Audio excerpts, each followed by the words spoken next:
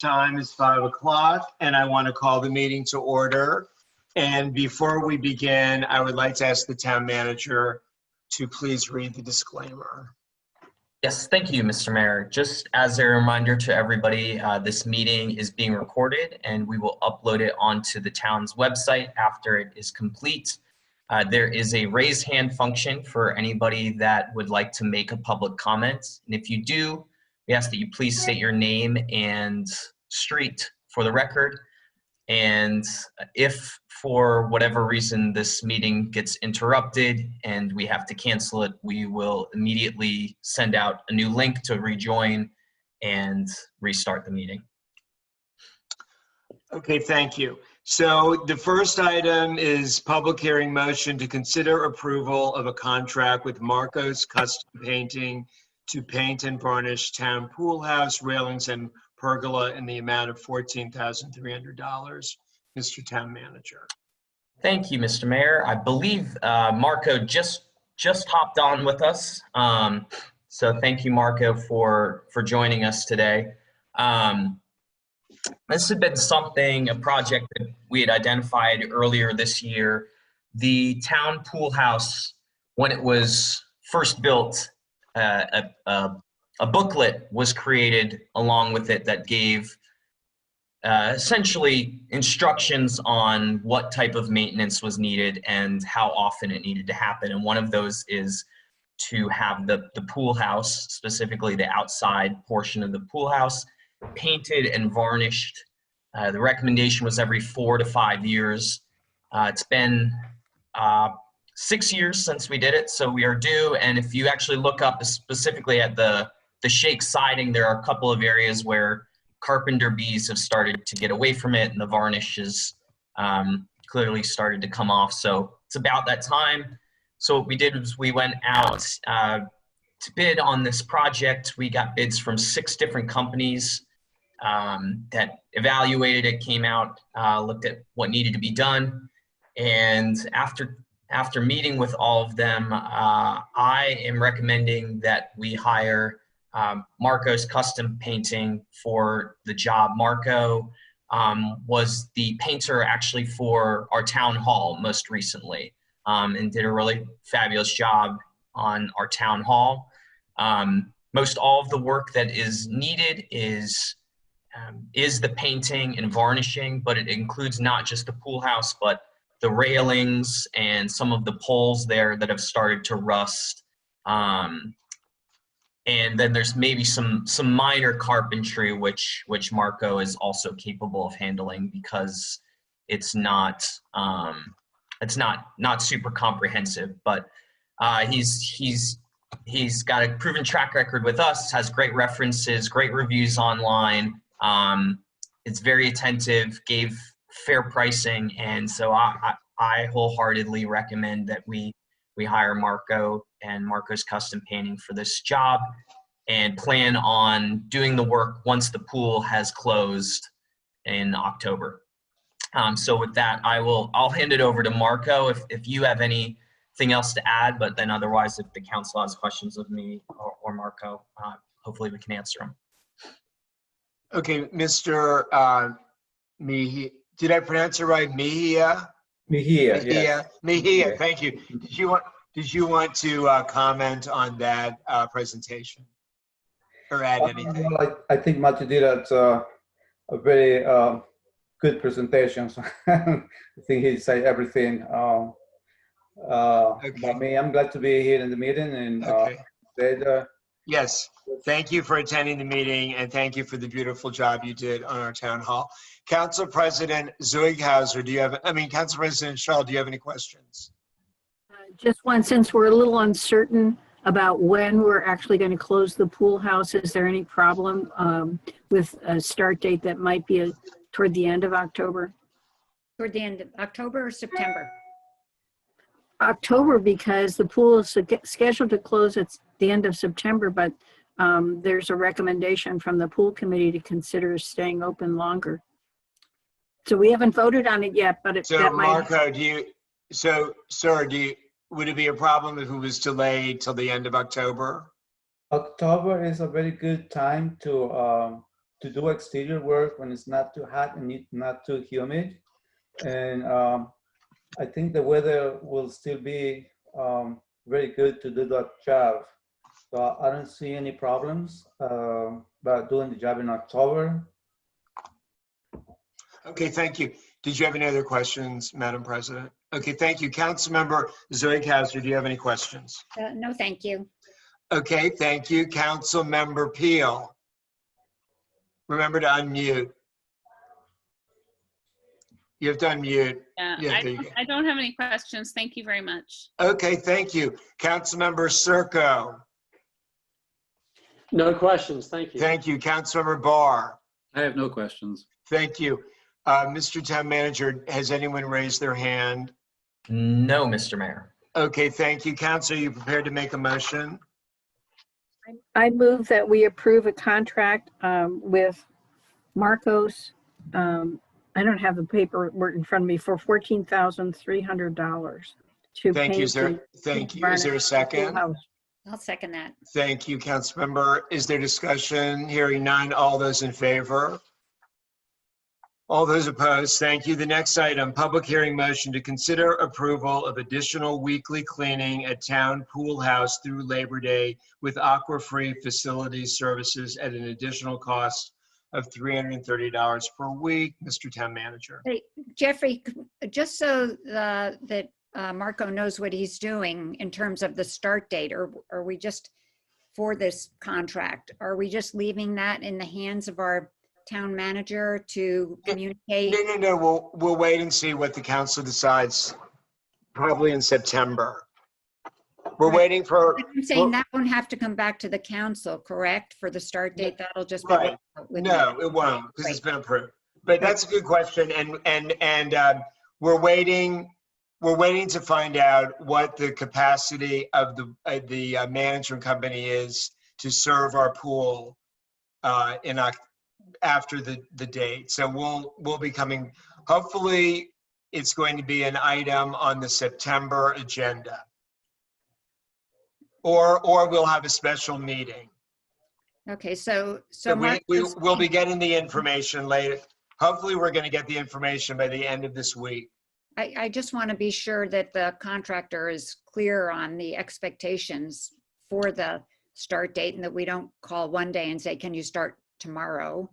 I messaged him and said I'll touch base with him tomorrow, but what I'll plan is that by after, the day after our meeting in September, I'll organize a start date with him of either the week that the pool, whatever the week that the pool closes, basically. Perfect. But Great. we'll let him, as soon as we know if it's a possibility or not, we'll call him. Great, perfect. Thank you Keep so in much. touch with him. Okay, thank you. So, Mr. Town Manager, this is yours too. Great. So this is work that we already do at the pool. We have a standing contract with Aqua-Free Facilities. They do a weekly cleaning at our pool on Friday mornings, right ahead of the weekend starting. They charge $330 per week per cleaning. If we do less than a week, it actually bumps up to $400 per cleaning. $330 is their baseline, so we wouldn't save money by doing more cleanings. It would just be another $330 per cleaning. But this came at the request of the pool committee to do another cleaning on Mondays after the weekend when the pool is used the most through Labor Day. And I think then the idea was at that point we would reevaluate it, see if it's making a noticeable difference, making people feel more comfortable at the pool. I would just note that we haven't had any specific complaints about the pool being extra dirty, but this is done out of an abundance of caution, I think, and to make sure that we're being extra sanitary. And also, so the council knows we don't have the vendor on this call, but if you have questions, to the vendor, we of course will get them answered. Council President Shaw, do you have any questions? Well, I support the pool committee and its recommendation. One thing I think would be useful for the council, depending on at the September meeting, would be something about pool usage the last week in starting when school starts. The last, I guess it's August 31st. So what the pool usage is between the 31st and Labor Day weekend. And Okay, that's but is that for this item or for the extension item? That is if we were to do an extension. But Okay, but is that, that's a heads up on moving forward. okay, but that question isn't related actually to the cleaning, right? That's just for the, you're just saying that in terms of the, okay. Did you have any other questions about this item? Nope. Okay, thank you. Councilmember Zeughauser. Yeah, actually, again, going off of what Marnie said, because that weather might be bad, Marnie. So maybe we could get the usage for all of August for our next council meeting, just so, or the last couple of weeks, just so we have a sense of that when we're making a decision at our next council meeting. Oh yeah, we'll get all that data, but do you have any questions related to this? Okay, cool. But that is definitely, we're planning to do that, and we have another meeting of the pool management team also, and we'll make sure that we get all the information that you all want. Thank you. Councilmember Peel, do you have any questions? No questions on this. Thank you. Councilmember Circo? No questions. Thank you. Councilmember Barr?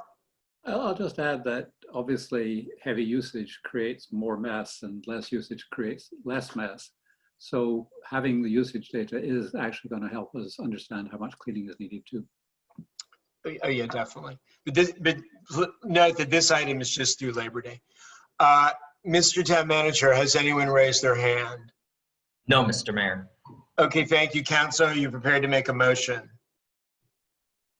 I move that we add to our contract with Aqua Free Facility Services of one additional cleaning a week through Labor Day at $330 a week. Thank you. Is there a second? I'll second that. Thank you, council member. Is there discussion? Hearing none, all those in favor? Aye. All those opposed? Thank you. Wonderful. Next item, to consider holding a newcomers party on Sunday, September 13th.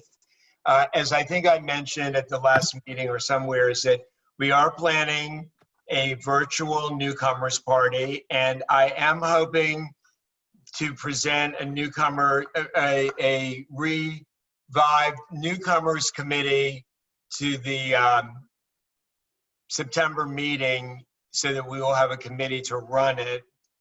But the main purpose of this item is just to set a date for this virtual event. And we did check the Jewish holiday schedule and everything else. So Council President Shaw, do you have any questions? No, okay. Councilmember Zeughauser. No questions. Thank you. Council Member Peel. No questions. Councilmember Circo. No questions. Councilmember Barr. No questions.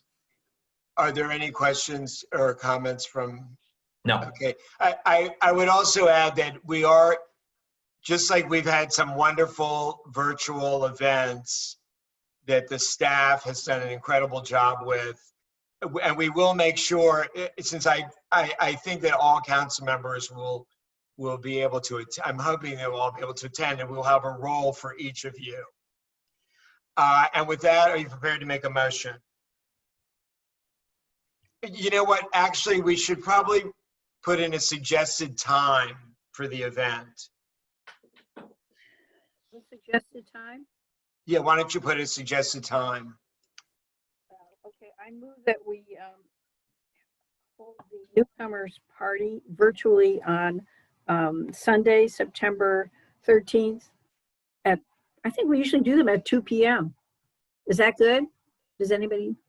Is it, okay, so I think Councilor Zulik has her second. Now discussion, do you all want to, is everybody okay with 2 o'clock in the afternoon? And by the way, that is Grandparents' Day, which I think it was, we did it last year on Grandparents' Day, which makes it sort of a nice dimension to it. So is there further discussion? Hearing none, all those in favor? All those opposed, thank you. Next item, public hearing motion, consider a dog swim event for Saturday, September 26th. And again, we are going to use the creativity of the staff and anybody else that has suggestions on how we're going to do a beautiful virtual dog swim event. And you know, we talked a little bit about trying to have it at the pool, but then we decided, I mean, it's up to the council, but I didn't really think that was something the council would be wanting us. I mean, think of all the protocol issues. And but I wanted to put this on the agenda to get any input. And so Council President Shaw, do you have any questions? No, we usually do this, by the way, sort of toward the end of the afternoon. Not that it may matter if it's virtual, but. I can't really hear you. I said we usually do this toward the end of the afternoon. Even if it's virtual, maybe we would want to think around 4 or 5 in the afternoon. And by the way, Sunday, the 27th is the eve of Yom Kippur, and that's why we suggested that the staff, we talked about the 26th. Okay, Council Member Zoighauser, do you have any questions? Did you all think about having limited attendance and having a true dog swim? In other words, maybe letting 10 families in or 10 people in with their dog for 30 minutes and then saying, because the dog, I don't take my dog and often I don't go, but the dogs and the families, people really enjoy it. Okay, so you know what? The reason why we decided to just do the virtual is because we don't know right now whether, if the pool season is extended, then the dog swim wouldn't be on Saturday 26th anyway. So Right. what I thought was, let's try the virtual one, which will be, you know, what do we got to lose? It'll be fun, right? And then if the season's extended, then we can decide later if we want to also have a real one. Oh, perfect. Great. So the thinking was, let's get started planning it now and why not? You know, it'll be fun. Perfect. And then if the season's extended into October, then we can have we can try a protocol-driven dog swim. So. Sounds perfect. Thank you. Okay, good.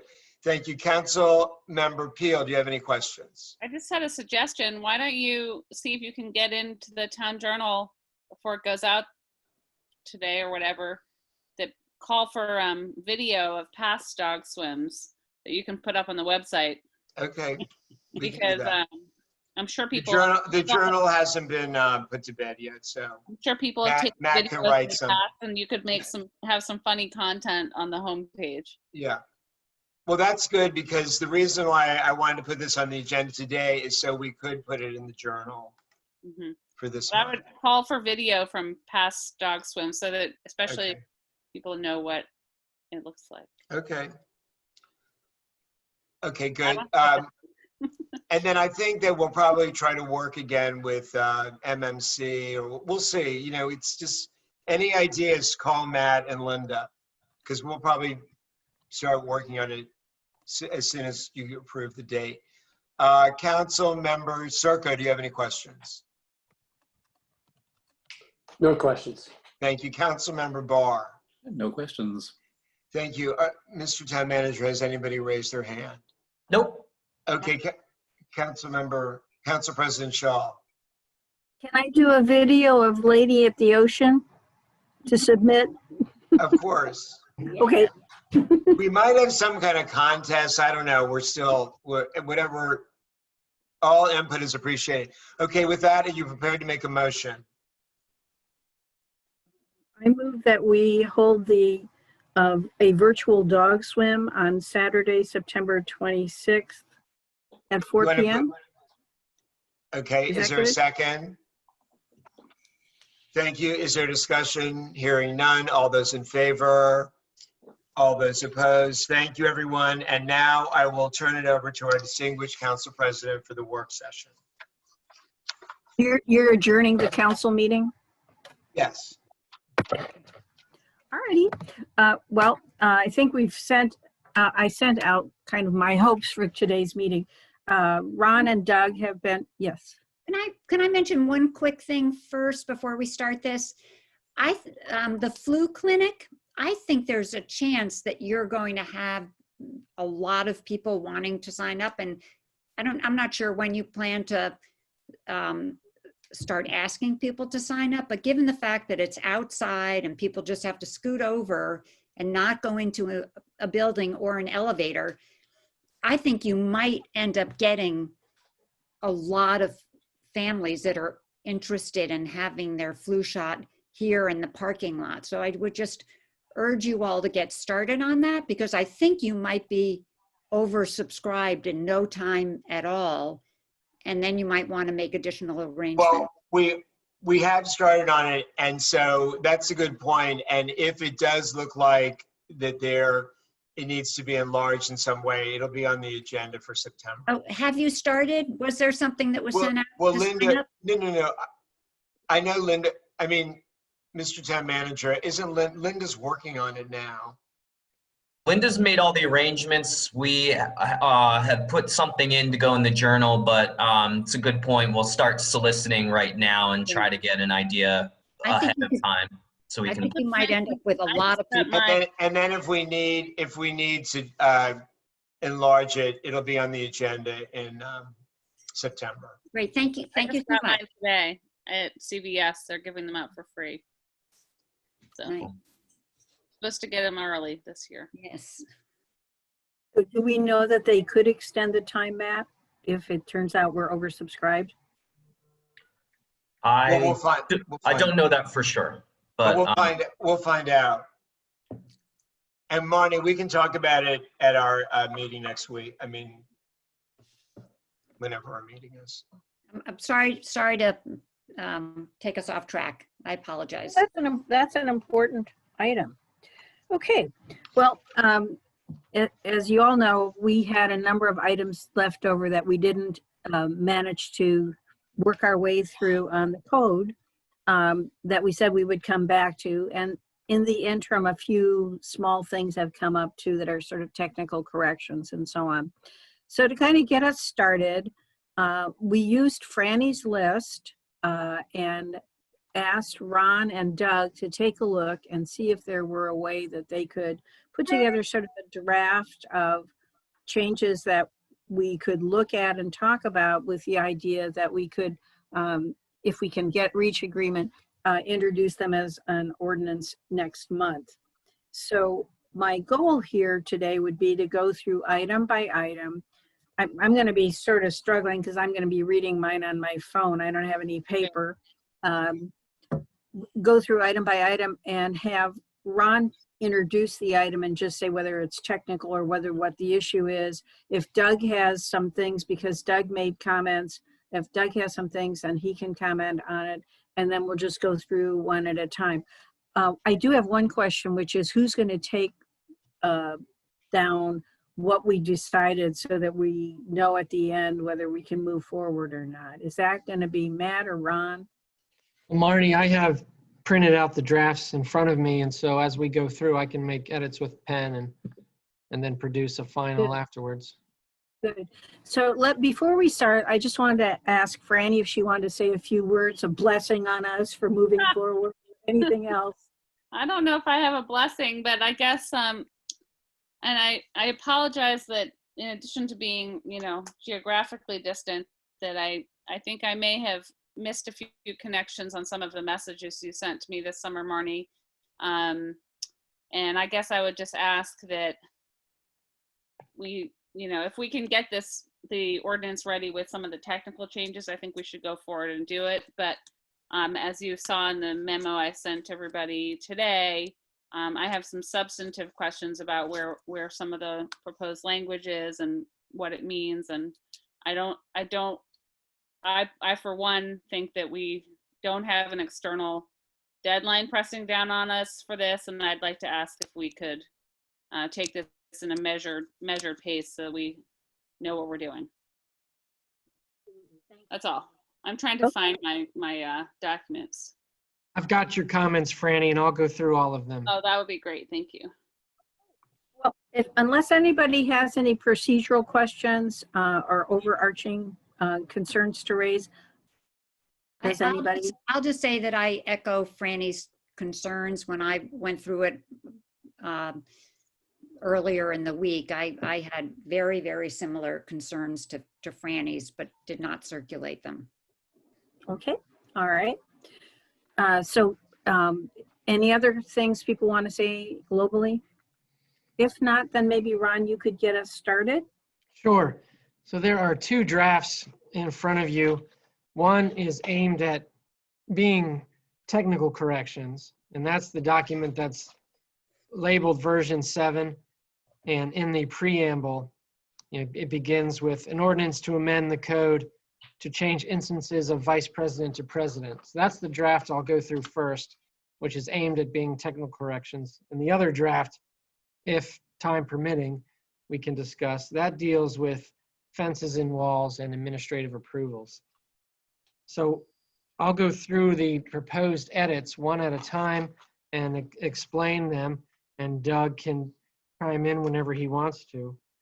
So first on page 2, it's a simple edit. Marnie noticed that when we went through the last comprehensive amendment, we missed this one change. Instances of vice president should be changed to president. And this one we missed in section 519 and 522. So that's all we're doing is deleting the word vice from vice president. The next section. Can I just, Ron, maybe what we should do then is, can we just stop and say, does anybody object to this particular suggested change? So we know whether we need to talk about it some, or whether we have to set it aside because we have too many questions or whatever. So does anybody have a concern about that change? No objections or questions. All right, thank you. All right, hearing no objection, we'll go to the next. Section 13.1, I mean, it was pointed out with the comprehensive amendment, we may have murkied the rules with respect to establishment of committees. So this edit would establish or would clarify that when committees are established, it requires the approval of the town council. And that would be a committee that is commissioned to do something for the town, that falls under the purview of the town council. That's not to say that the mayor can't still have what we would refer to perhaps as an advisory group to advise the mayor on mayor issues. But if the group is commissioned to do something for the town, like study an issue and report to the town council, then it should be a committee approved by the town council. Can you just clarify what an advisory group is? How you would, what's the Sure. definition? So if the mayor wanted to ask a group of residents to provide recommendations to the mayor on how the mayor can perform the mayor's duties, and that wouldn't trigger any oversight by the town council. You know, I'm trying to think of an example. So what's a duty of the mayor? Preparing a permit application. Or preparing the journal. Charter and code provides that falls under the mayor's jurisdiction. So if the mayor wanted to put together a group of people to give him advice or her advice on what should be included in a permit application, for example.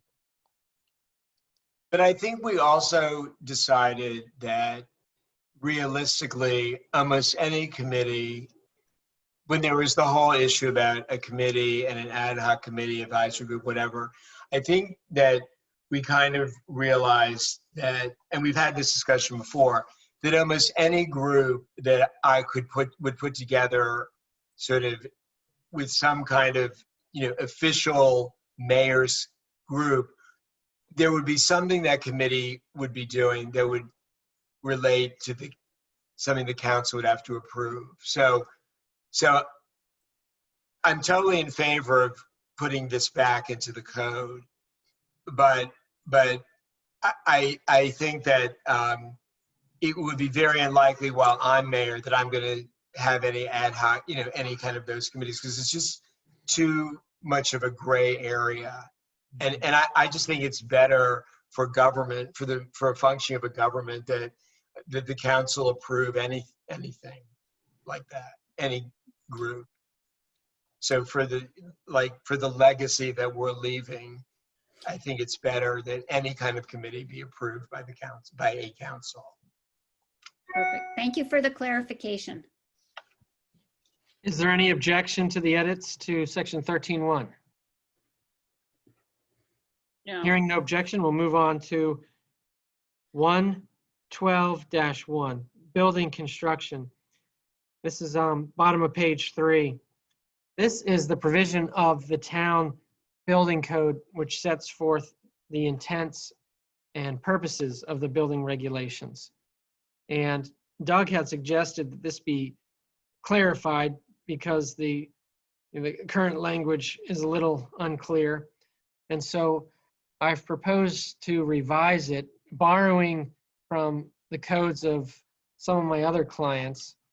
And in doing so, I found that it is somewhat difficult to amend at this point because we don't yet know what, if any, amendments we'll make as a result of the upcoming committee review.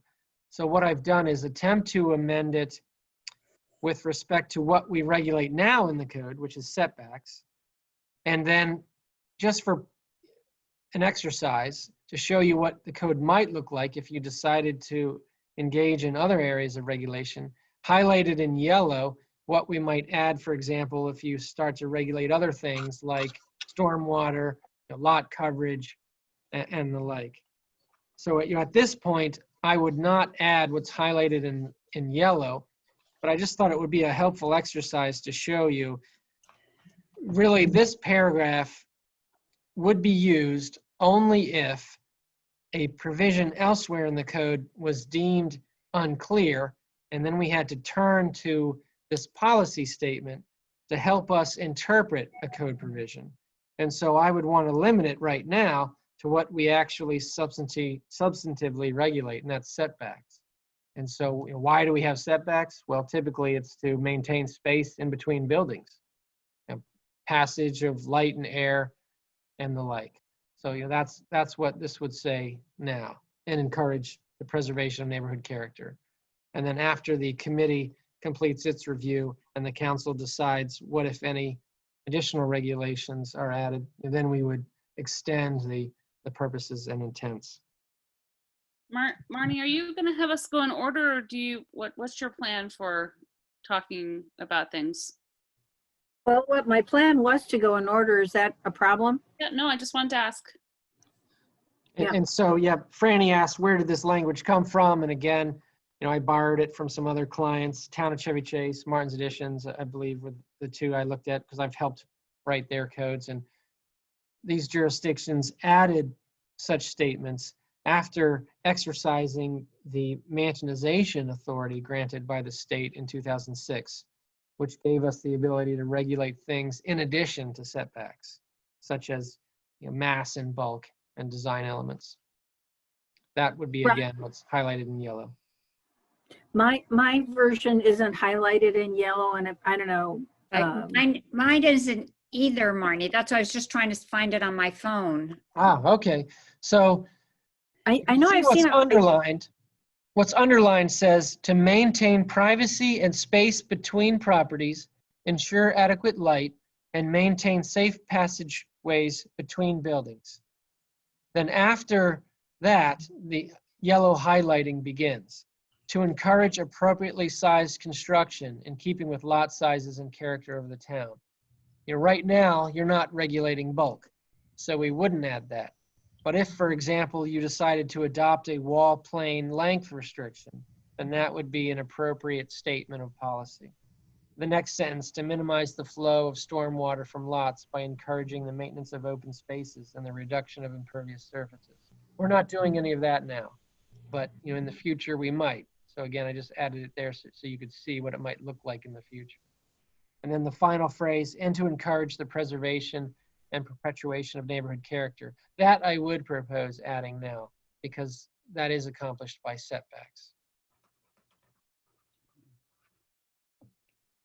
Can you say again what document you're reading from? Because I thought I had copied out the language, and what you're reading right now is not matching up to what I copied, and I can't pull it up. Yeah, I'm reading from section 112.1. But not of the existing code, right? This is your proposed ordinance. In the draft ordinance at the bottom of page 3. Pull that up on the screen. Yeah, I think Matt? that would be helpful. Matt, Take a minute to do that. Yes, yeah, I'll do that. then everybody can see what.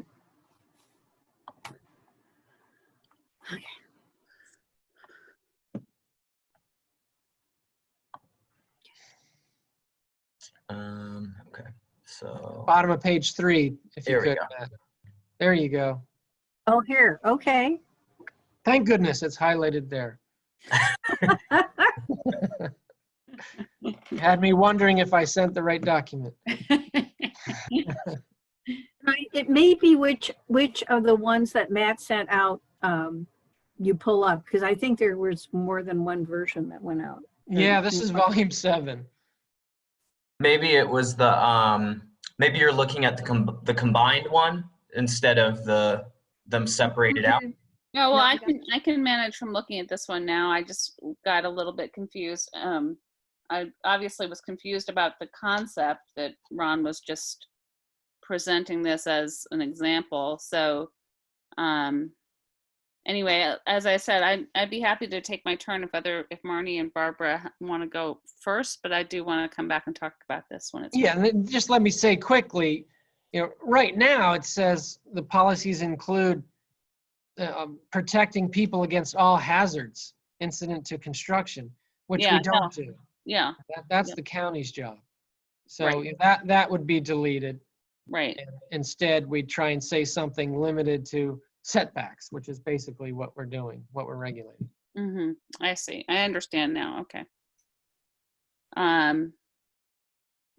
Well, anyway, as I said, I do have questions about this when it's time for me to go. I'm passing, so I don't know whether Barbara, you want to say Yeah. anything? I just, and it could be that and I understand that you borrowed this language, but it just sounds like from our past meetings that this language will cause more problems rather than less problems. And just by saying ensuring adequate light, I mean, who's going to define adequate light? And who's going to define a safe passageway? And who's going to define the neighborhood character? Right. I mean, I think this is, in my mind, at this point, very problematic. Unless you're prepared to define that in the code.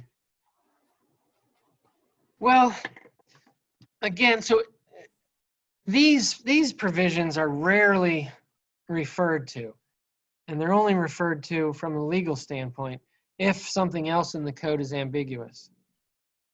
Frankly, this provision could be deleted.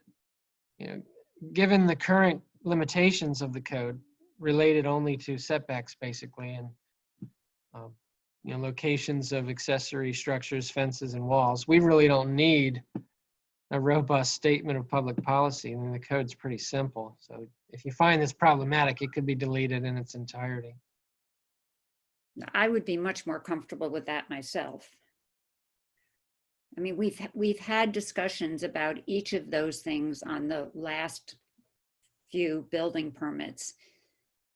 And it's been very problematic trying to define those terms. And yeah, I mean, I guess one practical experience where this might be used, where I use it for other jurisdictions, is in the administration of the variance provisions. So if someone's asking for a variance and you're saying yes or no, You could say, you know, we're going to give you this setback variance, or we're going to deny this setback variance because we find, you know, yes or no, that adequate privacy is still maintained, adequate space in between the homes is still maintained. You know, although we're giving you a 1-foot variance on your property, we note that, you know, the neighbor has an uncommonly large setback on that side because of the size of their lot. So we are meeting the intents and purposes of the code and granting you your variance. And you know, this is, in my opinion, rather common language to use with respect to statements of policy for setbacks and related regulations. But again, it would be used very limitedly, so it could be deleted. Barbara, I see this as it's the why of it. In other words, it's a general statement on why we are coming up with the codes below. Is what it comes down to, so that, you know. I understand that. Say that again? No, I understand that it was, I agree with you that that's its purpose. Right. So I'm not sure that we need explicit definitions here, because the code below, and it has definitions in the code, define it when we're giving the particular regulation that we're giving. Yeah, go ahead. I understand what you're saying, Robin, and I understand how you've gotten to that point, but we've had some difficult at best building permit discussions with neighbors, and these topics have come up over and over. And if it's anywhere in our code, I can see people saying, but it's in the code. They won't care where it is. They're just going to say it's in the code. And, well, let me suggest, it sounds to me like everyone's not going to agree that this is a technical correction. So why don't we move it to the other draft, the discussion draft, and not try and include it in this technical correction draft? Okay. Does that seem good to people? I'm good with that. I think that's a good idea, although I guess I'd like to Yes. just also make a note that we need to have a robust discussion about this, because I'm in general not in favor of adding this degree of subjectivity and interpretation to our purpose section, especially where it's talking about something that's meant to be as cut and dried as whether or not we're measuring the setbacks properly. And I understand that it could be used differently when it comes to, it could be useful when it comes to variances, but we also have specific language for that section. So I wouldn't want to create two sections that apply to that, which might be different. All right, so we'll move on. Top of page 4, definition of building. Right now, the definition of building is a bit unclear because it says a building, you know, in other words, a house or detached garage or shed, includes any additions such as decks or balconies. And typically, we don't refer to decks, balconies as additions. We refer to, you know, new rooms, sun porches that are enclosed and the like as additions. You know, enclosed interior space is usually an addition. So we would just amend the definition to clarify that building includes all parts of the structure, including projections, which would then be all encompassing for decks, balconies, and the like, and appurtenant structures.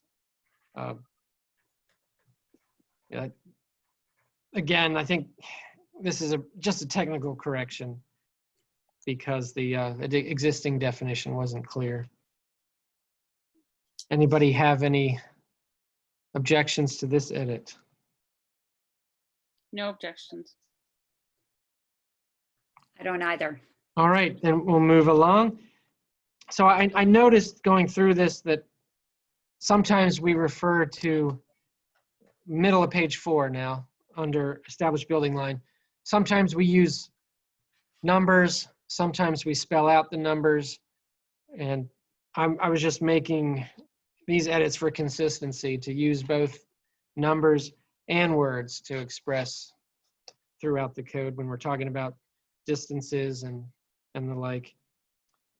Then I'm proposing to add a Typically do. definition of lot because we don't currently have a definition of lot.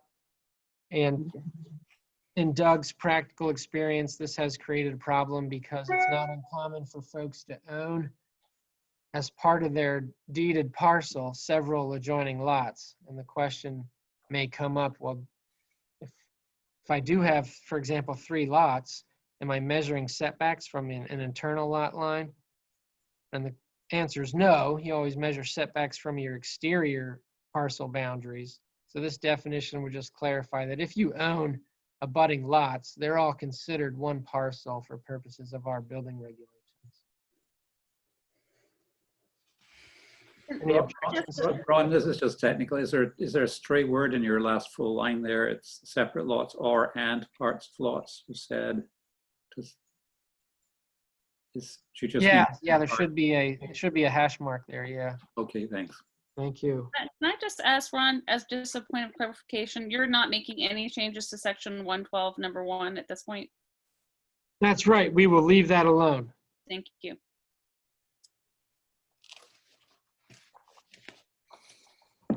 Okay, So top of everybody's page, okay with-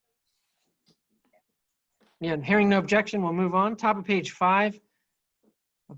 Doug suggested that we add a sentence clarifying that you can seek a county and town permit at the same time. You don't have to wait until your county permit is issued before you file your application for a town permit, but the town permit's not going to be issued until the county permit is supplied, a copy of it. But you can file your application simultaneously.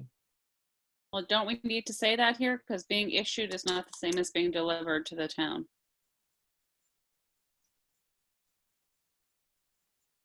Yes, thank you. Must be delivered to the town.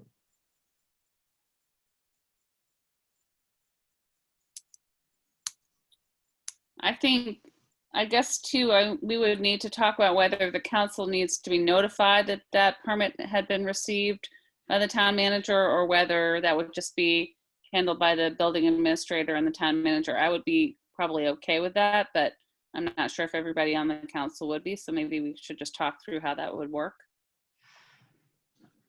Sure. So, you know, as a practical matter, well, let Matt chime in. I was going to say I probably find it unlikely that the town council will get to the hearing stage on the town permit before the county permit has been issued. But if that does happen, as I think may have done once or so in the past, a condition of approval would be that the county permit be issued for the identical plans. Right. We just had that last month. Right. Okay, and then you would leave it to the mayor and the manager to confirm that that's been done before the town permit is issued. You wouldn't require it to come back before you as a council. Right. Would we want to ask the mayor to notify us or the town manager to notify us? Or is that just something that we would read about in the following month's building permit administrator report? Yeah, I would say as a practical matter, you would not need that notification. It's not currently part of the processes, albeit rare. I mean, I'm happy to share that with you if you want me to do that, but it seems to me like that could be accomplished without editing Yeah. the code. Yeah, or maybe Doug and Wayne could include that in the monthly building administrator's report, that the county permit did in fact come in. So Ron, what would be your proposed change to the language then on the top of page 5? Yeah, striking the word issued and changing it to delivered to the town. Town manager or mayor? I would say whatever our normal delivery method is would be the one we would want to follow, right? Aren't things normally delivered Yes. to the town and then that's sufficient? Yeah, mayor. I would use mayor then, delivered to the mayor. Or Is it necessary to say mayor or his designee? Well, what does it say under the normal building? It says building permit application shall be submitted to the clerk treasurer. So I guess I would just say that it's typically part of what goes to the clerk treasurer, which is the town manager in our case. Under a normal building permit application, it would go as part of that package.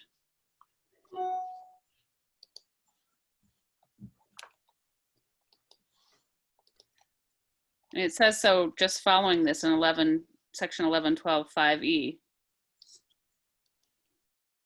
Didn't we strike all those clerk treasurer, or am I just misremembering? We left them in place to designate certain functions in case we had two different people who were filling those two different roles. Great, thank you. I would say it should follow the same procedural path that the building permit application materials follow in general.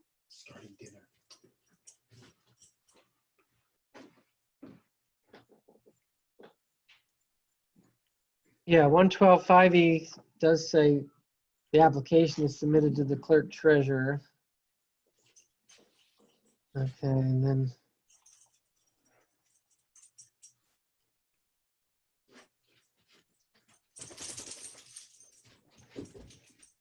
yeah, so delivered to the clerk treasurer. Yep. All right. Any objections? None. All right, hearing no objections, we'll move on. So just a clarifying edit there. A building permit directly below our other edit. Ordinary repairs as defined by the county code as amended. I'm just adding or replaced because sometimes code provisions may be moved to other locations. So just wanted to make clear that if it's not just amended, but relocated somewhere in the county code, it would still apply. Then the next sentence right below, modifying the word exterior dimensions to be three-dimensional exterior dimensions. So right now, you don't need a town permit for repairs or changes to a building that don't alter its exterior dimensions. And Doug suggested an edit based on his practical experience. The intent here is to say, right now you can picture your house in a three-dimensional box, and you're allowed to make repairs and modifications within that three-dimensional box. But if you change the exterior surface so that it now projects beyond that pre-existing three-dimensional box, you do need a permit so that we can, verify setbacks and the like. And three-dimensional would hopefully help clarify that and avoid situations where, for example, a builder may say, well, I'm not really modifying the exterior because I'm taking 1 foot away here and just adding 1 foot over there. So, it's a wash.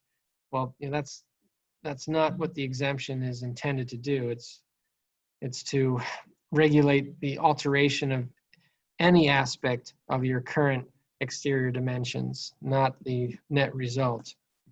Does that make sense to everybody? Would something like a window well then fall under this three-dimensional? So yeah, if a window well is replacing a wall and the window well projects no farther than the pre-existing wall, then the exception would apply. But if the window well is 1 inch farther east than the pre-existing wall, you would need a permit. And under the current code, would we need a permit for that? Yes, yeah, we're not altering the Okay, current requirements. We're just attempting to clarify them. perfect, thank you. One point is that going up alone does not alter the spatial dimensions of the building. In other words, there's no change to the setback in it. And if we are truly only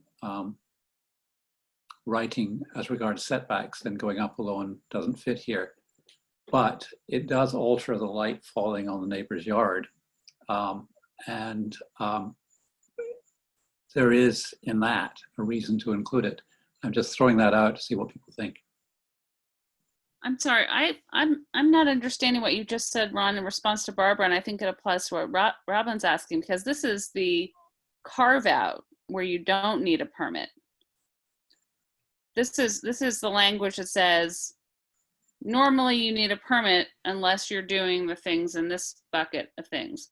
So I understood this. I just wanted to know what the 3-dimensional thing meant, but my understanding that this would be something like, if you were getting a new roof put on your house, you wouldn't need to come to the council for a building permit. You would be replacing the roof with another set of roofing materials and so on.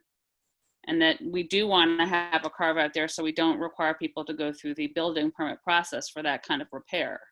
That's right. Yeah, if they're changing their siding from aluminum siding to Or not, fiber cement, yeah. and it extends no closer to the side setback, you don't need a permit. So changing the roof, changing the siding. But clearly changing the height or changing any kind of front. If you change the height, you need a permit. Changes that do require a building permit. So this is just the things that don't. Right. If you're changing the height, you need a permit. Right. Right. The point I'm trying to make here is if you're changing the height, you're not changing the structure in relation to setbacks. Mm-hmm. And we have to understand then that we are covering, our code covers more than simply setbacks. But it already covers it because we also cover height. Yeah, good. And Anytime- all right. Yeah, Right. yeah. And so does the county. So you would also need a county permit for that. I'm sure. Yeah. Okay. Yeah. Yeah. So that would be definitely included in what is requiring a building permit. Okay. Yeah. I don't have any other questions about that. I know I raised that in my memo. I just wanted to know what you meant by 3-dimensional. It sounds like it's pretty practical. Okay. Hearing no objection, we'll move on. So middle of page 5, section 112-5. This clarifies when an applicant needs a boundary survey. So, and Doug suggested that there may be instances where it's a burden for an applicant to pay for a boundary survey that surveys all 4 corners of a lot, because boundary surveys are expensive. They can be a couple $1,000s or more. And so Doug's suggestion was, if someone's putting on an addition to their home and the addition only implicates, for example, the side setback because it's an addition to the side of the house, then the applicant could save money by getting a limited survey, also known as a wall check, where the surveyor only has to locate the addition in respect to the closest setback, the side setback line. And so instead of surveying 4 corners, the surveyor would just survey, potentially 2 corners and cut the cost in half of surveying. And we'd clarify that you don't need a survey for every project, especially where the site plan reflects, they're going to be plenty far enough away from any required setback. We would only require a boundary survey with these edits if it was indicated on the site plan that the proposed construction may be within 2 feet of our required setback. So if the addition is, or any construction is going to be within, that margin, we would require the boundary survey to better confirm compliance with setbacks. I had raised a question about this in my memo. I don't know if Marnie or Barbara want to go ahead first on this. I don't think we're going in order. This is just a work session. So go ahead, Franny. Well, I guess I'm just having a little trouble with this conceptually. I mean, I understand that we're trying to, our goal I appreciate, which is to trying to reduce the cost for the applicant. But, when you're talking about whether or not the proposed construction, whether it's an addition or new construction, would be within 2 feet of a required setback line, I'm not sure why we then make a distinction between whether or not it's an addition or new construction when it comes to what kind of survey we ask for, unless, I guess I'd like to ask that, are we then saying like new construction, we do want the full survey, and in addition, we only want the limited wall check survey? And if so, why would we make that distinction if what we really Yeah. need is the information as it relates to the side that's going to be within 2 feet of the required setback line? Sure. So if I could explain it better, let's say someone is building a side addition, and looking at the site plan, we can see, oh, they clearly meet the front setback of 25 feet because this addition is going to be 50 feet from the front lot line. Given that, we probably don't need the front lot line surveyed. We can also tell, yeah, this addition is going to be 30 feet from the rear. So they're clearly going to meet a 20-foot rear setback. And if the addition is on the east side, they're clearly meeting the west side setback. So really, the only danger of them encroaching upon a required setback is on the side where the addition is going to be located. So then maybe we only need to have them pay a surveyor to survey that side of the lot and to confirm the location of the addition with respect to that boundary. We don't need the surveyor to actually measure the distances from the other 3 boundaries because our required setback is clearly not implicated. I guess I don't understand the distinction you're making, Ron. If what we're looking at is a site plan for proposed construction, it seems like we should be able to draw the same conclusions about the non-offensive 3 sides by looking at the proposed construction just as easily as we can by looking at an existing house. And again, Sure, yeah, no, I see your point. I agree. I support the idea that we're trying to reduce the financial cost of an addition, but to me, it's not logically consistent to say we're going to make it easier for people who are building additions to their house, but we're not going to make it easier if you're coming in with a new construction plan. So Right. I guess If I may, ask if you could find a way. I mean, maybe this is too substantive for us to have on this ordinance for tonight. And again, I do support the idea of making it more reasonable, but you're not applying that concept fairly across the board to residents with different goals. And I understand what you're saying about how we can use our eyes to look at an existing house, but it seems to me that we should be able to draw the same conclusions from looking at a building permit that has been approved by the county. I have a clarifying question. And maybe Doug, I tried to message Doug. I'm not able to unmute you, so I think if you push *6, you can unmute yourself. Just to let you know. But if there's an addition on just one side of the property, I thought that Doug's thinking behind this was, if there's an addition to just one side of the property, as the code is currently written, we would need a boundary survey for all 4 sides of the house, even if they're only building on one side of the property.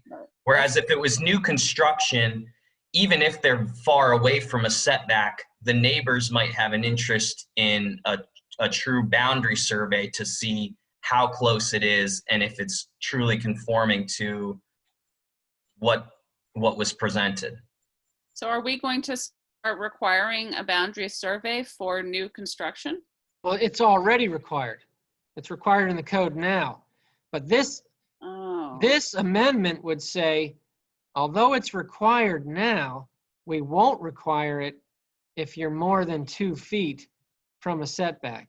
But I get Marnie's I'm point. sorry, I don't think I'm that Franny's point. we're Hold already on, let me finish, because yeah, sorry.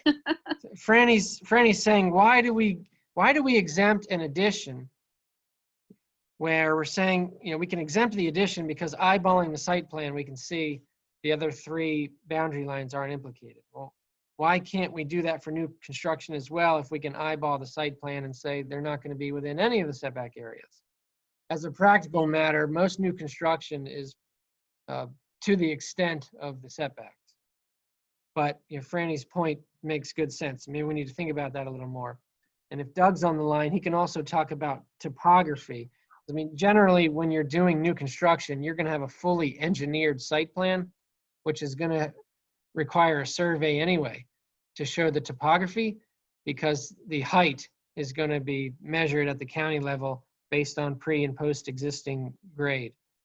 And so, I believe, Doug can correct me if I'm wrong, new construction, they're going to be getting a survey anyway for the county.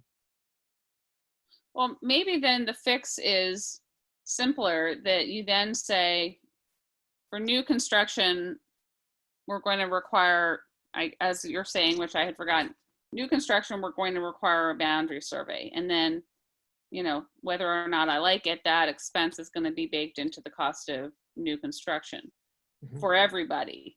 And so that becomes the cost of doing business in the town of Somerset. And then maybe you have a second section that says, in the case of additions, no boundary survey is required unless the proposed work would go within 2 feet of a required setback line. Maybe that's how you differentiate. Does that make sense? Yes. Okay. I guess Does the Does the county require a boundary survey for anything? Any of its permits? Does anybody know? For new construction, it's required. I don't know what the county rules are for additions.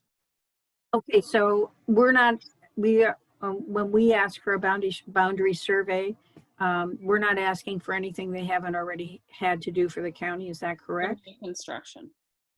For new construction. Yeah, I'm not certain about that. Doug, do you know? Our margin of error may be stricter than the county's. I would want to look at that to confirm. Could we take this off of the administrative ordinance in that case and come back to it? I think this is worth getting right.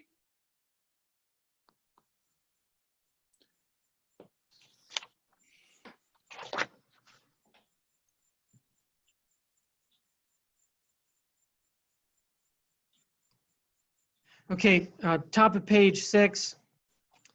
We've already talked about this one with respect to the sequencing of town and county permit applications.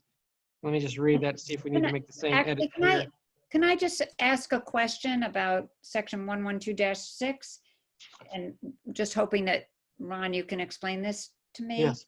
Or an applicant for a town of Somerset building permit shall submit the following materials with the permit application, and in addition to any other materials that may be requested by the mayor, right? Is that standard? Do we not want to add in there and or the council? I mean, the council is the one that's voting on these things. So why would the council not be able to request materials?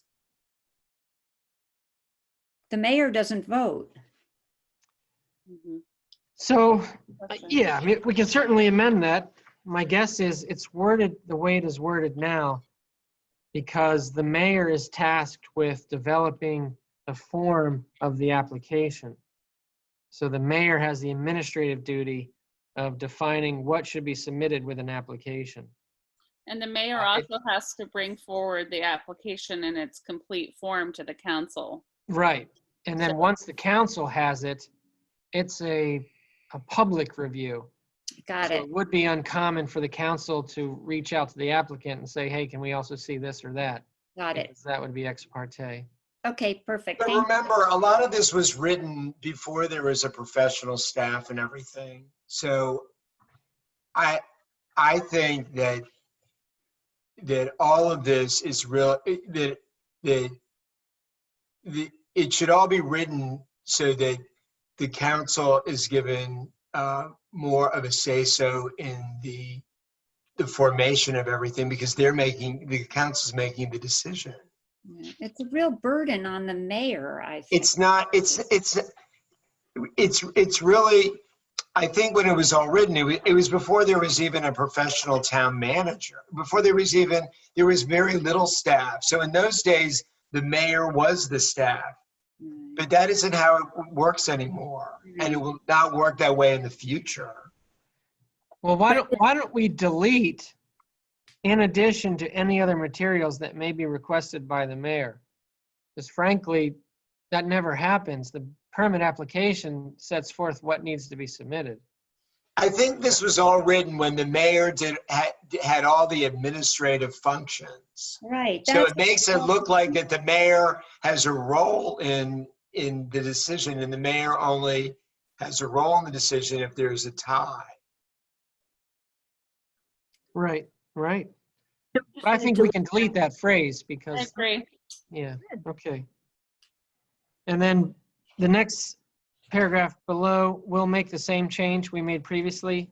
Instead of saying the county permit is obtained, we'll say the county permit is delivered to the clerk treasurer, just like we did above.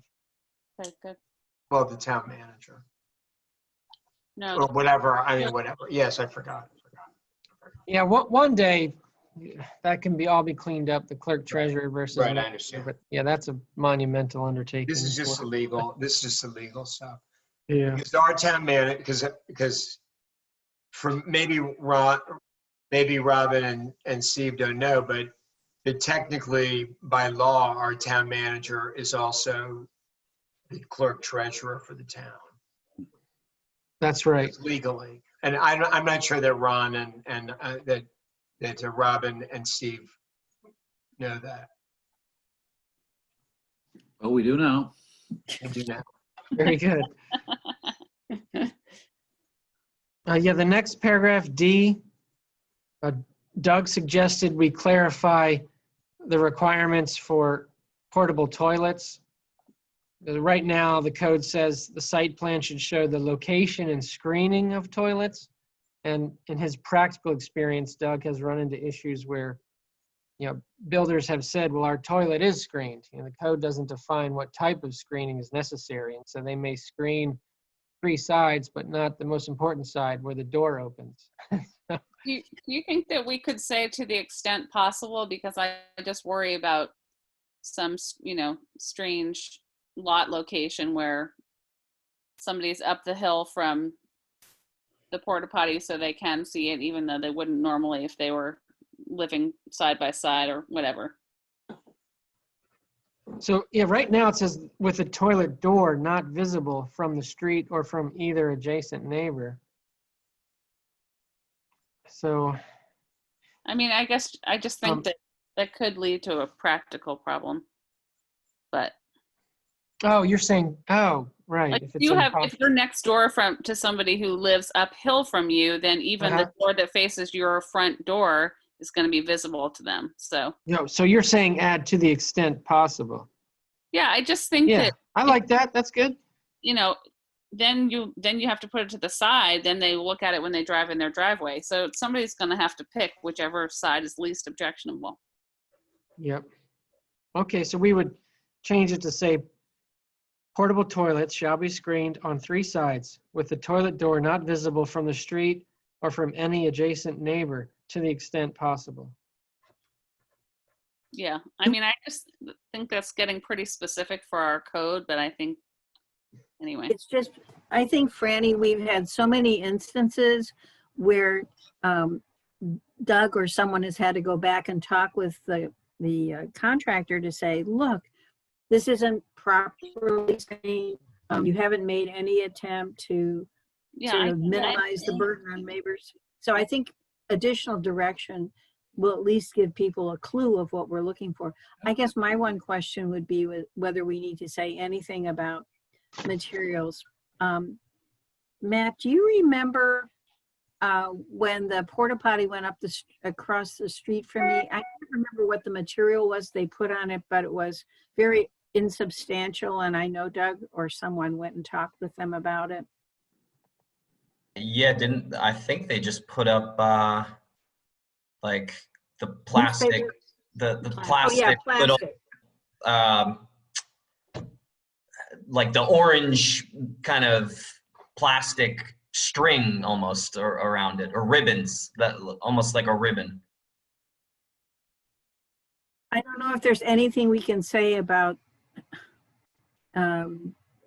sort of decent screening. I don't know what would be a way to characterize screening, but I mean, they could have argued that a little plastic was screening.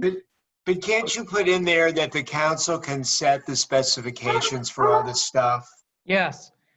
Yeah, so that can be further defined in the site protocol and the permit application and the actual permit conditions. Doesn't necessarily have to be in the code here because it's often impossible to define with code language every possible outcome. So for example, below, we're going to talk about adding a provision clarifying that permit conditions can be issued. And so it's not uncommon for a permit application to have a list of standard permits that grows over time based on experiences. And so this type of edit defining the screening that's required in greater detail could be added later. But you want to give the power. See, it's vague now, so you want to give the power to the council to do all this, because right now people say, well, they don't, people would argue that they don't have the right to do what they want to, when they make these decisions. And so it needs to be empowered. And that's one of the problems with the whole code. It's so vague in terms of the empowerment. That's right. All right, then. So does everyone agree with the proposed amendment to the portable toilet section? With the, just to the extent possible, added. Yeah. Yes. I mean, Okay. corner lots are one of those cases where the possibles are fewer. shall we Yes, indeed. Okay, then going down to the bottom of page 6, section 112-7E. Here is where I would add some language to clarify that in granting a permit, the council can impose conditions necessary for the protection of the public health, safety, and welfare. Franny points out that there's an extra word, comfort, in the third to last line. I agree, we should strike the word comfort. Thank you. Yeah, I didn't use it in the following F below. Yeah, didn't mean to keep it there in E. That carried over from another town. And Franny also had concerns about the last phrase in E. And before we get to the subparagraph A, to protect against noise or other noxious effects. And we can delete that as well. I mean, there I was thinking, noxious effects could include, for example, the asbestos escaping in the air through demolition. A common requirement might be before you demolish something, you spray it down with water so that when you do demolish it, the wind won't blow the materials around. Maybe even where you can stage equipment, materials, where you can place toilets and the like. On the other hand, we're fully covered by the other language. So this phrase isn't needed. How much of this is covered by Montgomery County? I mean, I guess when you raised the question of asbestos, I had an objection to this when we were talking about the House on Ethics. That's not something we've ever regulated. And I guess I would have thought that the state and the county would have regulations about how builders are supposed to manage any possible asbestos on their sites. We can't possibly get involved in that. We don't have the budget or the expertise for that. And I guess I would be very concerned that if this language is basically saying we can issue extra conditions to the permits, and certainly we've done that in the past, but I'm just wondering why we would even need to do that if there were a problem raised by something like noxious effects. It seems to me that the remedy would be to go to the county and have them stop work on the permit.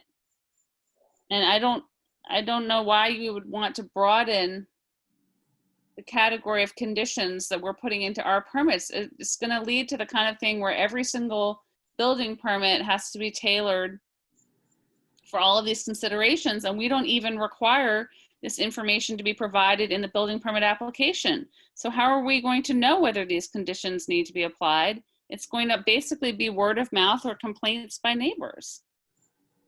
I think we should table it. I agree with Franny. Well, I guess to the mayor's point, right now, the code does not say the council may impose conditions on a permit. Well, And it maybe we should, because talk about as a that. practical matter, Matt, don't you issue a permit with some standard conditions? Yeah. Without, yeah. Yeah, yes. What are the standard conditions that you are talking about, Ron?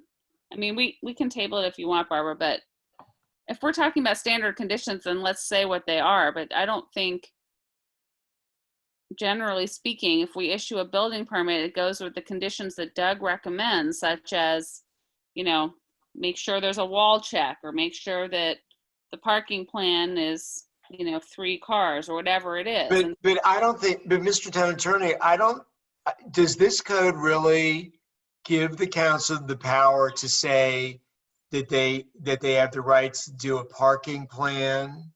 Does it say they have the right to do a tree? I don't know that the power is really in there. And the reason why you would want to have the power on the asbestos stuff, because let's say it was a big problem and the county didn't address it, then maybe you'd want to have the right to address it since the county wasn't addressing it, and it's a problem that people care about.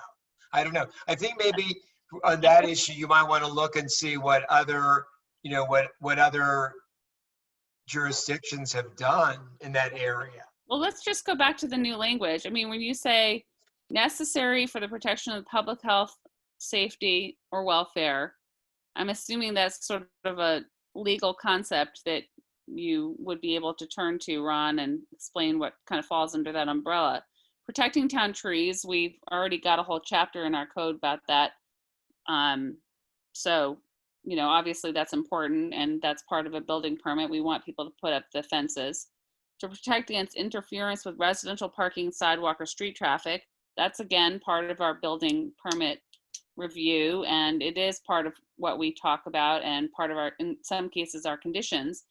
But you know, the noise or other noxious effects, and then you get into a laundry list here, and you know, maybe we want this all to be in the code, but maybe we don't. When you say that your example is asbestos, that makes me nervous.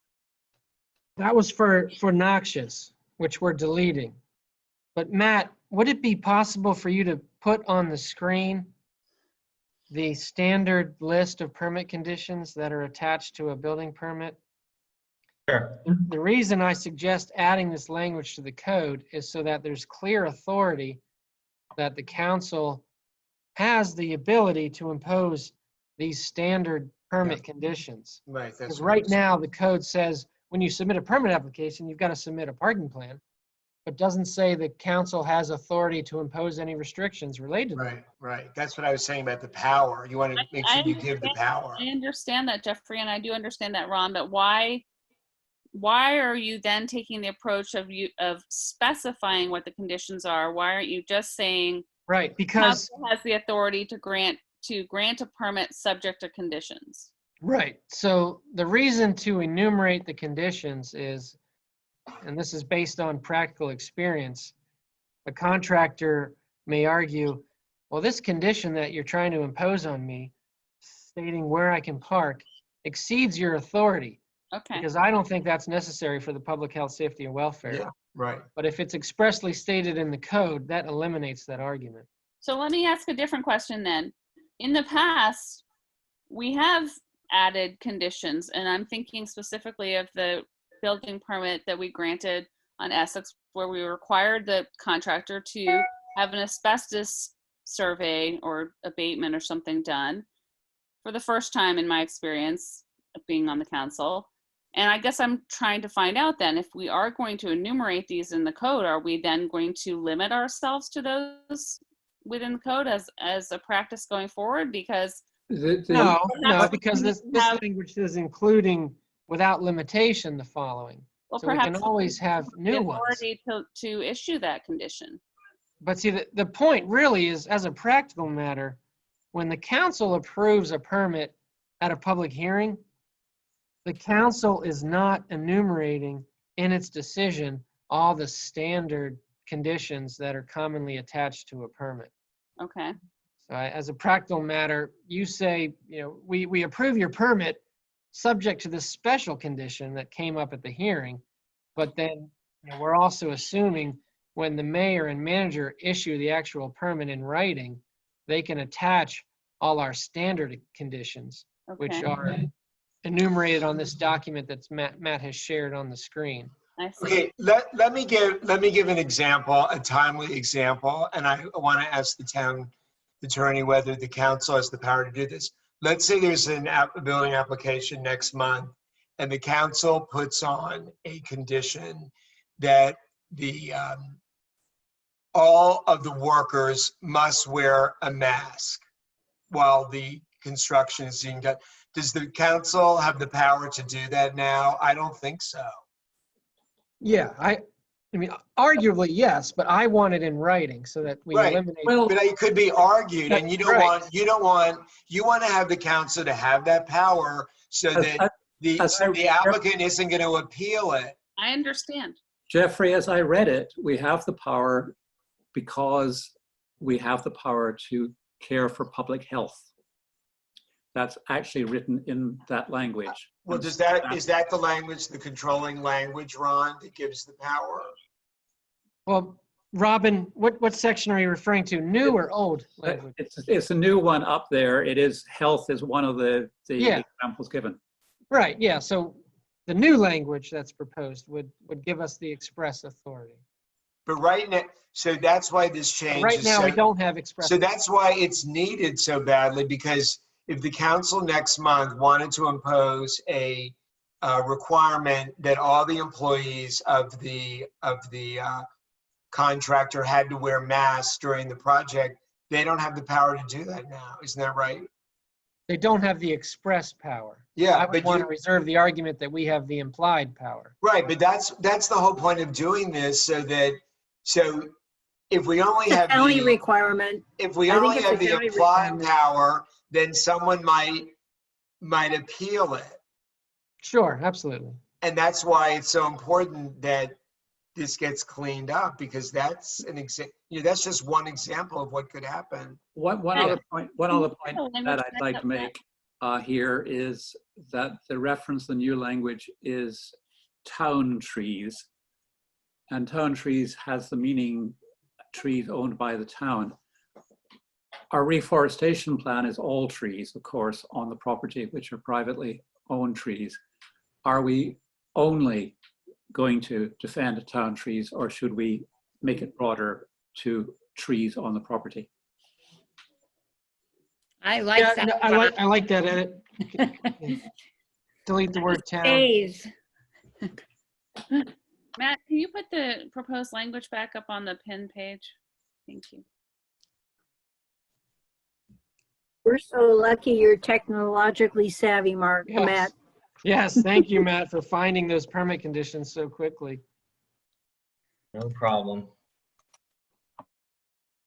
Okay, so Ron, you're thinking by putting these here is that these are sort of the top line concerns that we would have for work done by contractors in the town, and that we want to make it clear that at any council meeting looking at a building permit, that the council has the authority to limit a building permit to conditions that are specifically covered here. Is that Yes, the yes, goal? that's right. And I would defer to Matt and Doug if there's anything that I've missed in my A through F.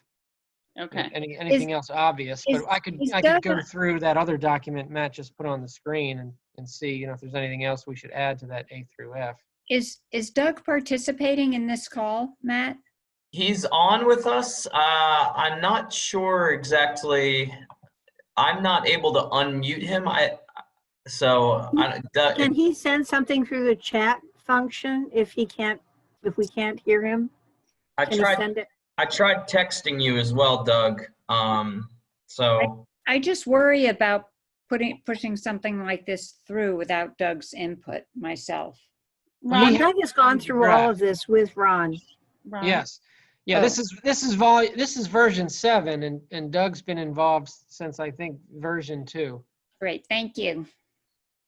So um, Ron, can you just explain though a little bit more about how this language would mesh together with the county regulations for these things, because I'm assuming that if you did a project that only got a Montgomery County building permit and you were working in Chevy Chase West or something like that, that the county would have regulations that would cover all of these things.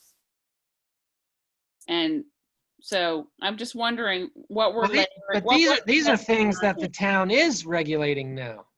I understand, but how does it, I'm asking you how it lines up against what the county is already doing, or I'm asking you, I guess, does the county regulate this stuff? And if so, how would it work for us to add conditions to our building permits that may be more restrictive than what the county is requiring? I'm asking you hypothetically if we would run into a problem by maybe on a regular basis going forward. We would attaching not run conditions into a legal problem, but yeah, it may present practical problems for the applicant, but the applicant already has that practical issue of complying with the county and town requirements. Okay. But I believe, I don't recall the town's, list of 20 so conditions that Matt just put up on the screen, but Right. my guess is they're not that far afield from the county regulations. I think they reference the same county noise standards, and maybe we dictate the location of construction materials on a lot in a manner different than the county, but I don't The think that would parking be, plan. yeah, or So I guess I think now, definitely the parking plan would be if different. you make the change of taking out comfort and you take out town and take out or other noxious effects, that I'm fine with this change as proposed. Okay, and then in the last, Anybody else has any other changes to? So wait, so we're taking out noise as well as, No, I mean, we have noise regulations. I think the only thing that would concern me would be if we tried to put a condition on a building permit that required them to, like let's say our normal noise allows people to start work at 7 o'clock. And if we had a neighbor come in and said, I don't want the work to start until 8 o'clock, and somehow the council decided to go along with that and say, we're going to attach a condition to this building permit that you can only start at 8 o'clock, that would be concerning to me as a question of overreach. But I don't know. I mean, I recognize that we're already regulating noise just the way we regulate the protection of trees. So it makes sense to me that it's there. I just think we have to be careful as usual how we apply it. But okay, so just so Franny also mentioned subparagraph F here, where it says such other terms or conditions as may be determined by the town manager to be necessary. So Franny, I think, suggested changing town manager to town council, and I think that's a good idea.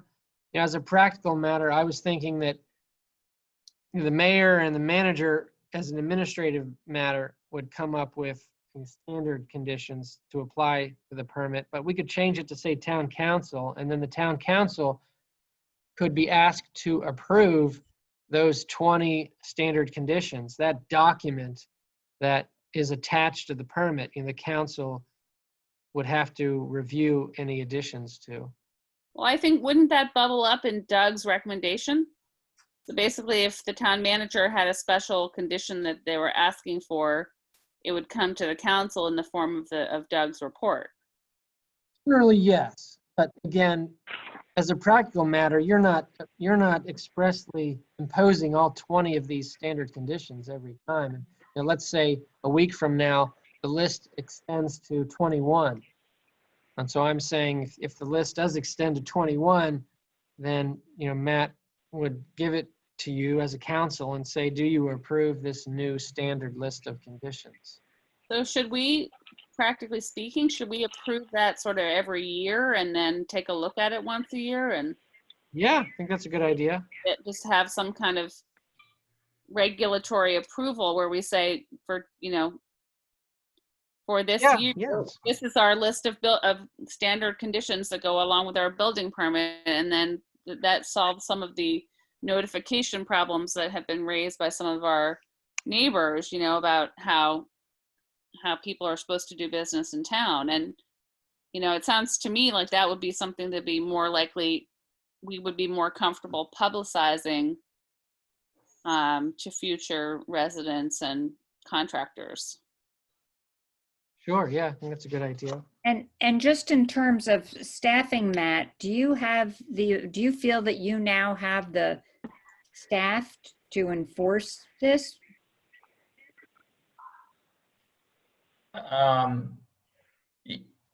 Yeah, I mean, I think that the way that it's written and intended is more to codify what is more or less already the practice. So at least the way I'm seeing it is we're not necessarily adding new burdens on staff. And But this is why- even if they're old burdens, do you have the staff to enforce these? Because that, if we're going down this path of making it clearer, I want to be sure that it's just not the written word and that we actually have the ability to enforce some of these things. Well, wouldn't I our think- code enforcement officer be part of the team that would be doing that?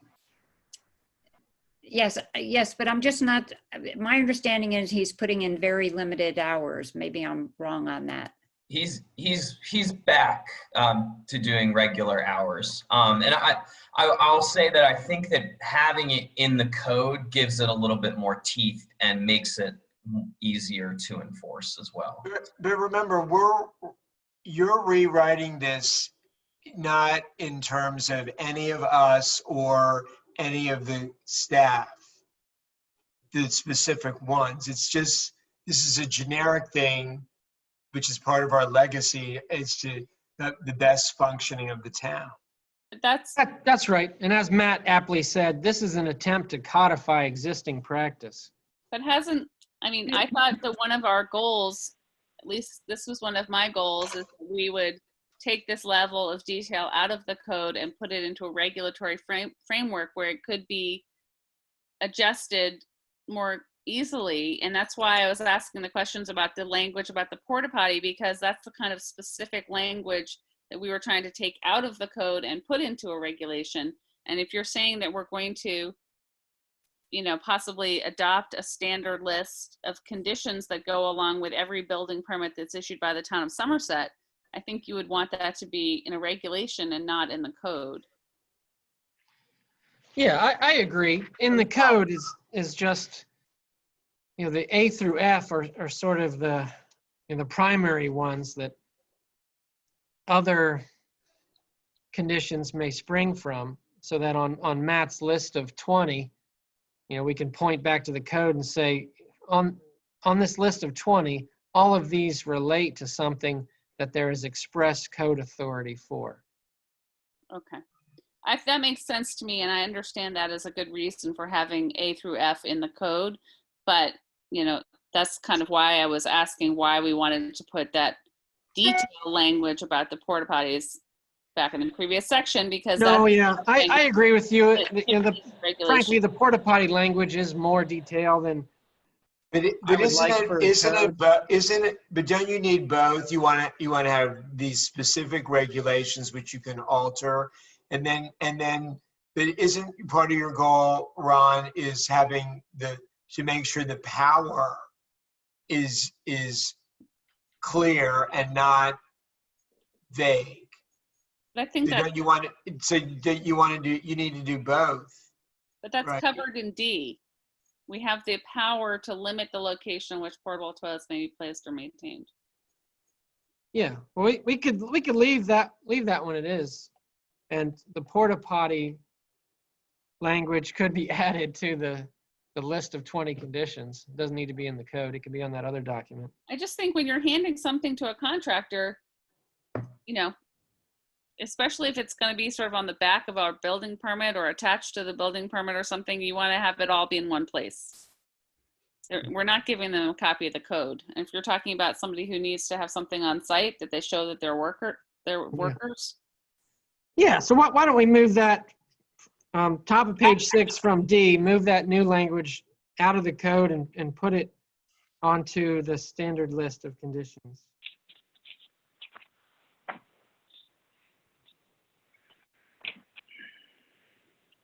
We don't need to do that, and that can just happen administratively, or does the council have to do any approval of that?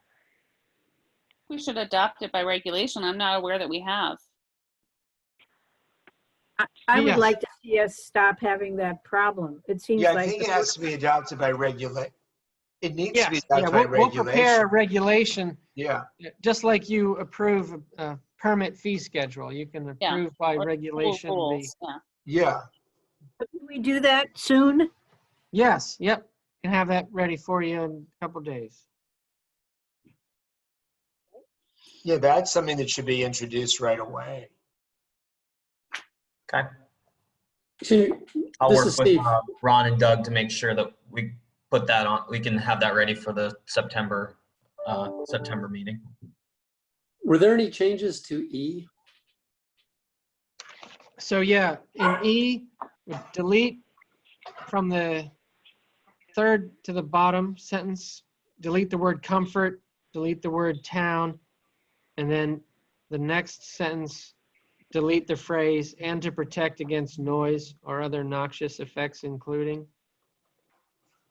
Okay, oh, keep including. Why are we taking out noise? I'm okay with keeping everything up through noise. I would take out or other noxious effects and just leave. Yeah, the I think that's Right. fine. Okay, So I was thinking we would want to keep other noxious effects in, because what I interpret this to be is, if anything is happening in that construction site that is creating some sort of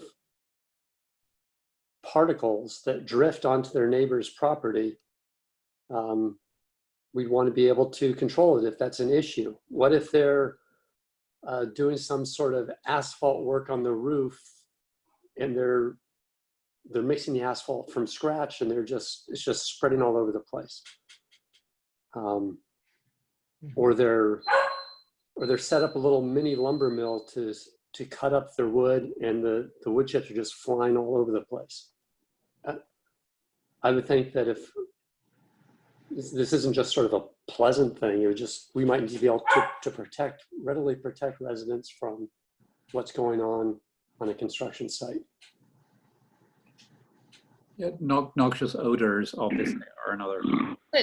This is what my question was about what our point is here. And I thought that the framework for this language was to give us the authority to issue conditions to our building permit that line up with things that we're regulating.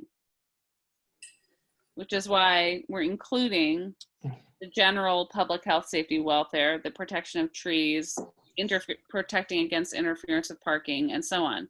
I thought that the idea was that we were lining up the condition language with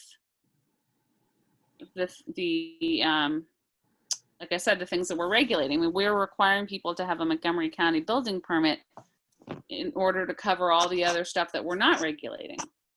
so I would say, Understanding this, but yeah, the amendment of the intents and purposes would be to line up with substantive code requirements, but there's a little more room for discretion in the permit conditions.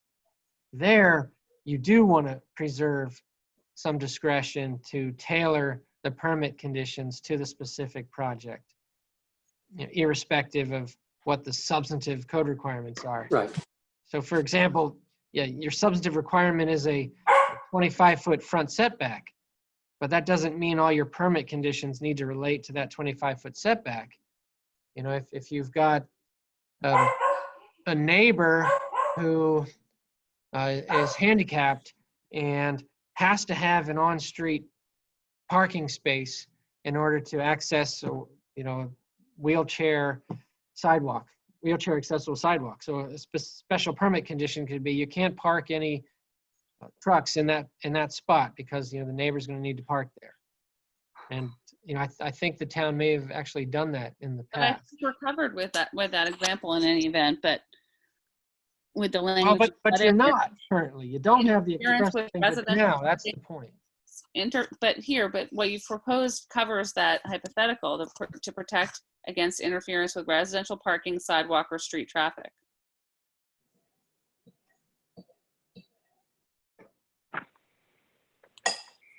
I mean, I'm not trying to, force you to come up with more and more hypotheticals. I just, Well, wait a minute. So Ron, this is a really good question, because remember when a resident applied for I don't know what the correct term is anymore, handicap permit in a certain Yes. place. And I said, An that on-street. yeah, and I said, Reserved on-street parking. yeah, spot. and I said, doesn't the council have the power to have a say in it? And I don't think we had it. I don't think the council did, but I think the council should have that power. Remember, the town had to automatically grant that, because I don't think the council had the power. Isn't that right? Yeah, under state law, that permit has to be issued. I know, but wouldn't there be a way to require? I think it would be important for the council to have some kind of say in that, because otherwise all these spaces could be imposed all over the place and it could be a huge problem. but we're talking Well, about, I think the issue now is, do we leave in or take out or other noxious effects? And I think we can take it out, because a noxious effect is going to be covered by the general statement, public health, safety, and welfare. Okay, I agree. I think that's right. And I think this comes back to what Barbara was saying earlier, that, when we put language into the code, that, it opens up the question of whether or not people are looking at a building permit, a building project, as more than an imposition on them. And then it comes to the council for, some kind of judicial review of that. And I think that that's something we're not very good at anyway. But maybe I should have said at the outset as well. So this edit is meant to soften the blow of an edit we're going to discuss on Yeah, the I next get that. page. I understand that. So, I'm proposing we delete from section 112-9, subparagraphs E and F, which say that in deciding whether to grant a permit, the council can consider a neighbor's public enjoyment. So I'm suggesting that that's an inappropriate standard of review for whether a permit should be issued. But it's an appropriate criteria for what conditions a permit should be issued with. So you can't tell people you can't build your construction even though you comply with setbacks because your neighbor doesn't like it. But you can say you can build your construction because it complies with our setbacks, but your neighbor has raised a legitimate concern about her parking needs. So we're going to impose a permit condition that you not park a truck in front of her house. During the project. Got it. During the project, right. So you can exercise some subjective discretion in determining conditions, but you cannot be subjective in determining whether or not a permit should be issued. Got it. It's 10 of 7, and we had, I'm sorry to interrupt, but I feel like we need to be respectful of everybody's time. We said this would be a 5 to 7 section meeting. And what I'd like to do with the remaining time is to kind of see whether we can agree where we are with things and a process going forward, and also on a time to get together for a September work session. So here's one idea, but you may have others. What we could do for our next meeting is have Ron go through and make all the changes we've agreed on up to here. And at our next meeting, take a look at those and make sure everybody's really comfortable. As several people have pointed out, we're not in a big rush. I don't want anybody to feel like things are getting jammed down their throats here. So we could try and have a summary of where we thought we agreed.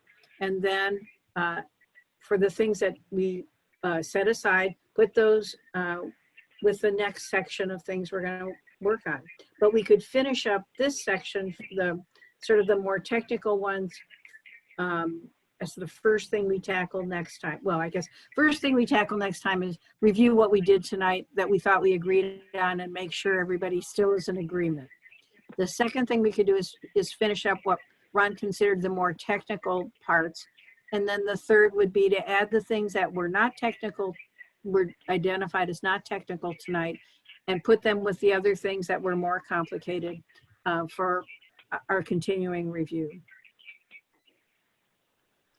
That sounds good to me. I'm going to go grab my calendar because you're saying we're going to schedule. sounds good. Bernie? Yeah, I think we should try and schedule so that people have plenty of time to think about it. Ron, does that work for you and Doug? It does work for me, yes, indeed. And Yes. I think it would be good if you scheduled it before the deadline of the journal. Well, I was looking that I understood you just you said that before, and so I was kind of looking at Tuesday or Wednesday the 15th or 16th, and if people like the 5 to 7 time frame, we could kind of look at that. I have on my calendar that there's on the 15th that there's supposed to be a PNRC meeting. Okay, I would say Wednesday would work better for me than Tuesday. would 5 to 7 work? It works for me. Works for me. Steve, what about you? Brooks, I can make that work. I have also on my calendar that there's a brown bag lunch on the 17th. Are we still doing those or should I scratch that? Well, that's from a long time ago, but we're going to do something virtual soon, but you can take that off. Thank you. Yeah, I have it on my calendar too, Barbara. Yeah, Okay. take that off. Take that off. So right now we're looking at our next meeting being on September 16th, a Wednesday from 5 to 7. Sounds good. Okay. Now, Well, I for feel the, like for the next council meeting, Marnie, are we going to have a work session first? No. No, I don't think so, unless people feel like we need it. I feel like these are much more effective I agree. times than the half hour ahead of time. Can we start the count? Would people be up for starting the council meeting at 7 then instead of 7:30, or do you all like it at 7:30? I prefer 7. Yeah, we might fit, I mean, the next council meeting is September 8th, is that right? Correct. Or no? Yes. Yes, it, Tuesday, September 8th. And that one is at 7:30? Well, yeah, because that's when the Yes. council meetings start. Okay. But well, you I can guess what change it. Barbara was asking do we have the option of starting at 7 if that's a better time? Is it in the code or charter? It's not that in we the have to start code. at It's 7? whatever the council decides. Well, So maybe we should would talk about 7 it o'clock, in public on Tuesday. Maybe we should talk about it at our, I don't know, maybe not. well, I'd like this, starting. this meeting is going to go, you know, on the video thing. People will have a chance to see it, and it's live now. That's true. So, One benefit is if you decide now, I can also put it in the town journal's calendar and make a note if there's a time change for people. My only thought is it seems like we would need to vote on it and we haven't, You we you haven't, don't really need to vote on it. you don't? No. it's The administrative. time, no.